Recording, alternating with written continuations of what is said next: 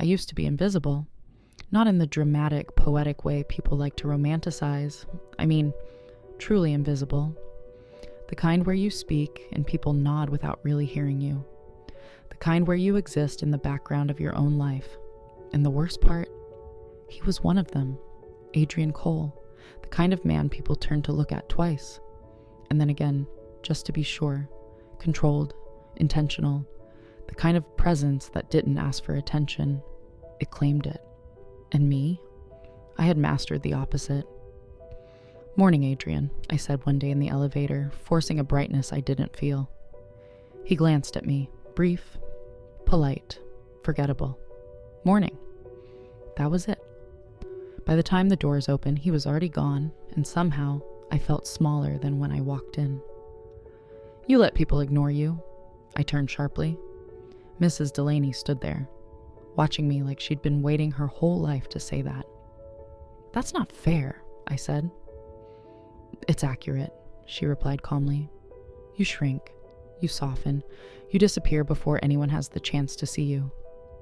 I swallowed, because she wasn't wrong. I don't know how to be different. Her lips curved slightly. "Then we fix that." The transformation wasn't magic, it was discipline.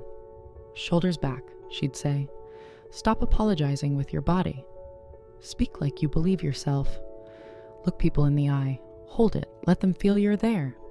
It was uncomfortable, exposing, but slowly, I stopped hiding, and the world responded.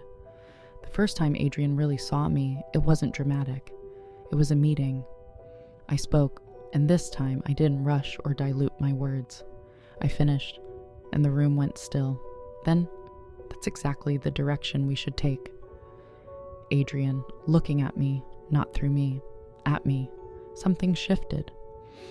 After that, he didn't just notice me. He pursued me. At first, it was subtle. Then, it wasn't. "You've been holding out on us," he said one afternoon, leaning against my desk like he belonged there. "Have I?"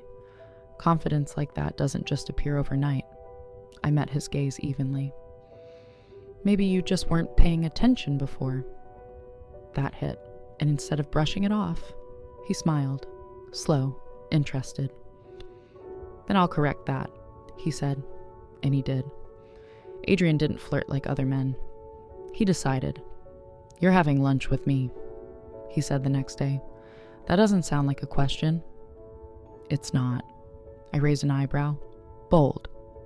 "Accurate," he replied. 12:30. "Don't disappear on me." My heart raced, but I didn't let him see it. "Maybe I will." His eyes held mine, steady, unwavering. "I'd find you." Oh, that was the problem. He wasn't just interested, he was intentional, persistent, and dangerously good at it.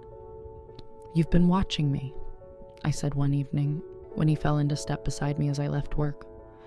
"I have," he said without hesitation. No denial, no games. "Why?" He stopped walking, so I had to stop too. And when I turned, he was closer than I expected. "You already know why," he said quietly. My pulse jumped. "Say it anyway." His gaze dropped briefly to my lips, then back to my eyes. "Because I want you. Simple, direct, no room to misinterpret." And somehow, that honesty hit harder than any charm ever could. "You didn't want me before," I said, my voice quieter now. His jaw tightened slightly. "I didn't see you before. That doesn't make it better." "No," he admitted. "It doesn't." Silence stretched between us. "But I see you now," he continued, softer but steady. "And I'm not pretending I don't." Days turned into tension, the kind that lingers, builds. Every glance lasted a second too long. Every conversation felt like it was balancing on something fragile and inevitable. Until, "I'm done pretending I can take this slow," he said one night. We were alone again. Of course we were. "Who said you had to?" I asked. "You did," he said. "With your distance, your maybe later, your not yet." I held his gaze. And I don't agree." He stepped closer. close enough that I could feel the heat of him, the steadiness, the intention.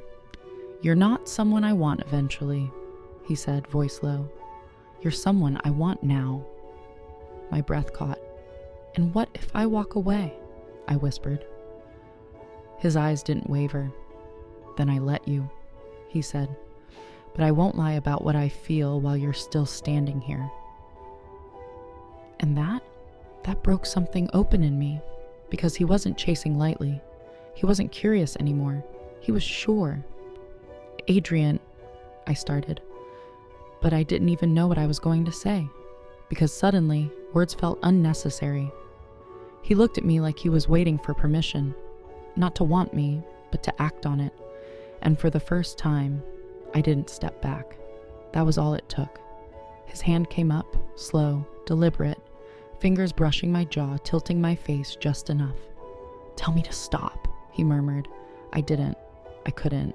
So he kissed me, and it wasn't soft. It wasn't hesitant. It was the kind of kiss that had been building for weeks. Controlled tension snapping all at once. Warm, certain, intense enough to make my thoughts scatter completely. I felt it everywhere.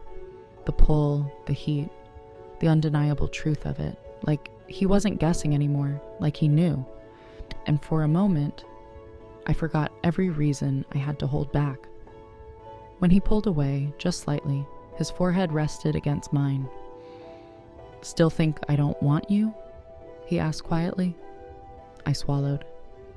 "You want me now," I said. "And before?" His thumb brushed lightly along my cheek.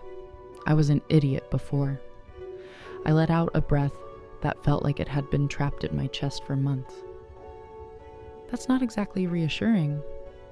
"It's honest." And that was the difference. Before he overlooked me. Now, he chose me, openly, relentlessly. But here's the truth no one tells you. Being wanted by someone who once ignored you, it doesn't erase the past. It complicates everything. "Do you like me?" I asked softly. "Or do you like discovering me?" He didn't answer immediately, and that mattered. Because this time, he thought about it. Then, "I like you," he said. "The parts I see now, and the parts I regret missing." I studied him carefully. "And if I'm still deciding?" His lips curved slightly. "Then I'll give you a reason to decide in my favor." I should have resisted more. I should have made it harder. But the truth? I was tired of pretending I didn't feel this too. "Dinner," I said finally. His eyes sharpened slightly. "Dinner," he repeated. "One date," I added. "No guarantees." He stepped back just enough to look at me properly, and that confident, knowing smile returned. "I don't need guarantees," he said. "I just need the chance." And as I walked away, I felt it, the shift, not just in him, but in me. Because this time, I wasn't the girl hoping he'd notice me. I was the woman deciding if he deserved to stay, and somehow, that made all the difference. If you enjoyed this story, don't forget to like the video, leave a comment with your favorite moment, and subscribe to the channel for more captivating stories like this. And share it with someone who loves a little romance. There's plenty more where this came from.